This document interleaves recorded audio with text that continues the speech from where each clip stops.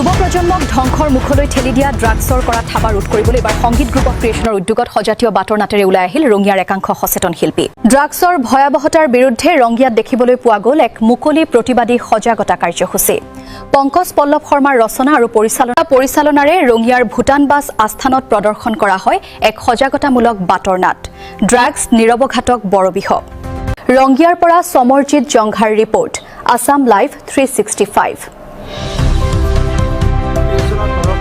আজি ৰঙিয়াৰ বিভিন্ন স্থানত ড্ৰাগছৰ বিৰুদ্ধে এখন সজাগতামূলক বাৰ্তা কৰা হৈছে। ড্ৰাগছ নীৰৱ ঘাতক বৰবিষ, আৰু ইয়াৰ জৰিয়তে আমি অকল ৰাইজেই মানে চৰকাৰ বা প্ৰশাসনক দোষ দি থাকিলেই নহ'ব, আমি যে ৰাইজো সজাগ হ'ব লাগিব। আৰু তাৰ কাৰণে আমি ইয়াত বাৰ্তা কৰিছোঁ।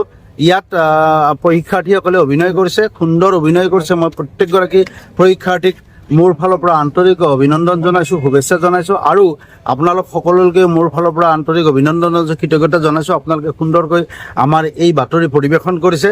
ইয়াৰ জৰিয়তে আমি প্ৰতিগৰাকী সৰ্বসাধাৰণ ৰাইজক ক'ব বিচাৰিছোঁ যে আহক, আমি হাত পিটি বহি থাকিলে নহ'ব, আমি সকলোৱে ইজনে সিজনৰ লগত হাতে হাত ধৰি ড্ৰাগছৰ বিৰুদ্ধে আগবাঢ়ি গ'লেহে ড্ৰাগছ নিৰ্মূল হ'ব। মানে ড্ৰাগছ বিৰোধী যিটো আপোনালোকে বাটৰ নাট আয়োজন কৰিলে বহুত ভাল লাগিল দেখি, আৰু কণ কণ ল'ৰা ছোৱালীবিলাকে যিটো অভিনয় দেখুৱালে সঁচাকৈ মনোপুত হৈছে। মানে অট'মেটিকেলি চকু পানী ওলোৱা যেন লাগিছিলে। এনেকুৱা হ'ব লাগে, সজাগ হ'ব লাগে, সমাজখিনিক আমি সজাগতা কৰিব লাগে। ড্ৰাগছৰ বিৰুদ্ধে আমি সকলোৱে একত্ৰিত হৈ মিলিত হৈ ড্ৰাগছৰ বিৰুদ্ধে